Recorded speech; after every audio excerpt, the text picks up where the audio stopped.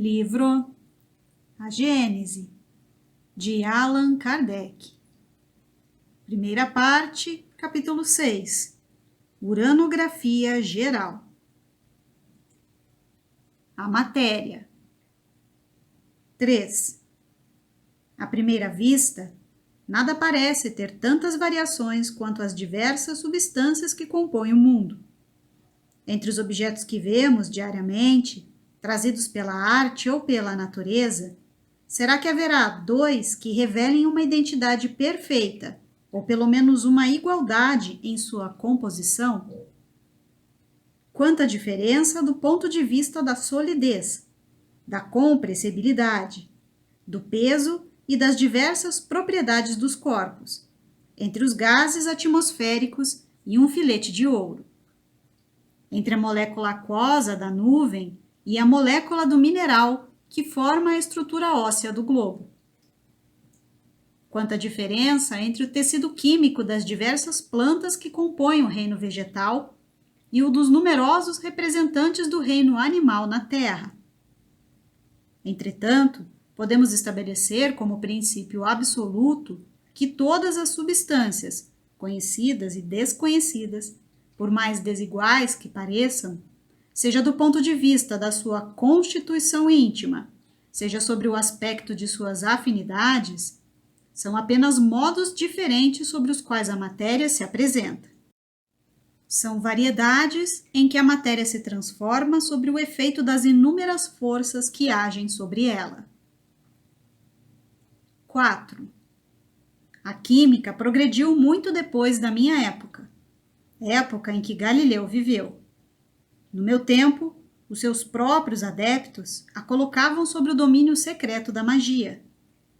Esta nova ciência, que com justa razão é filha do século da observação, no século XVIII, se baseou, mais do que as suas irmãs mais velhas, as ciências mais antigas, unicamente no método experimental.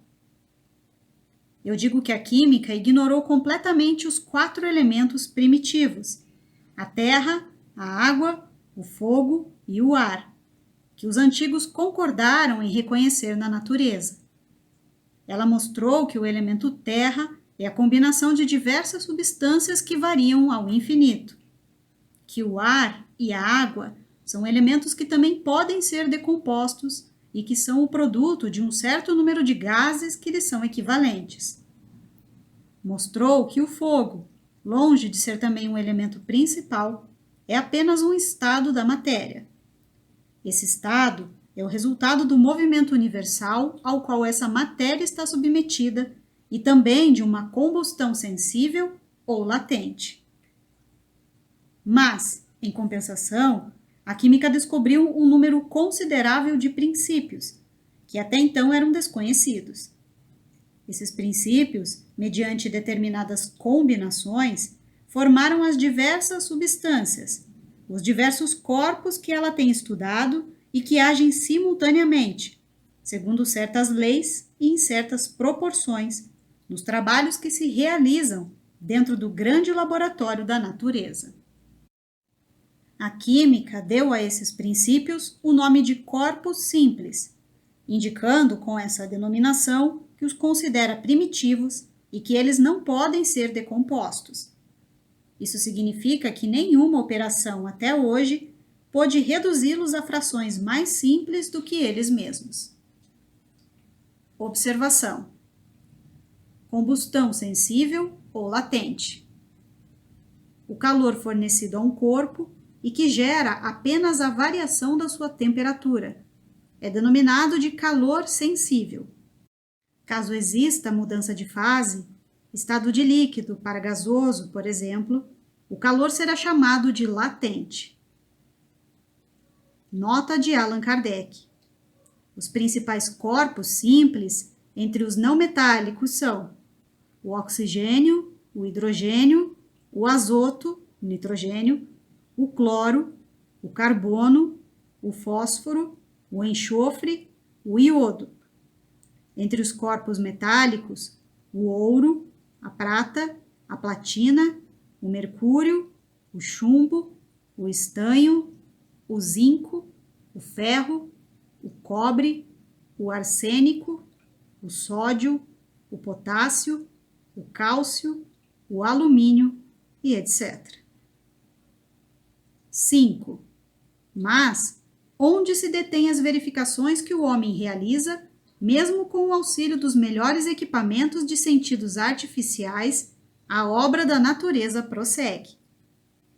Prossegue onde o povo confunde a aparência com a realidade, onde o prático levanta o véu e distingue o começo das coisas, onde o olhar daquele que pode captar o modo de agir da natureza apenas vê, nos materiais que constituem o mundo, a matéria cósmica primitiva, simples e indivisível, diversificada em certas regiões na época do seu aparecimento, distribuída em corpos que dependem uns dos outros enquanto têm vida e que um dia se desmembram por efeito da decomposição no receptáculo da imensidão. 6. Existem questões que nós mesmos, espíritos amantes da ciência, não podemos aprofundar e sobre as quais só nos resta emitir opiniões pessoais, mais ou menos hipotéticas.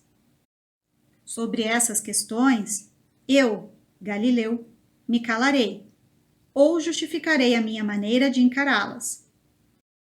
Porém, a questão com a qual nos ocupamos, a matéria cósmica primitiva, simples e indivisível, não está entre aquelas que não podem ser aprofundadas. Portanto, aqueles que fossem tentados a enxergar nas minhas palavras apenas uma teoria ousada, eu direi: abranjam, se possível, num olhar investigador, as inúmeras operações da natureza, e vocês reconhecerão que, se não admitirmos a matéria como sendo uma coisa única, será impossível explicar não somente os sóis e os planetas, mas, sem ir tão longe, a germinação de uma semente na terra ou o nascimento de um inseto. 7. Se observamos uma diversidade tão grande na matéria, é porque as forças que são responsáveis pelas suas transformações e as condições nas quais essas transformações se produzem são ilimitadas. Sendo assim, também não poderiam deixar de ser ilimitadas as várias combinações da matéria.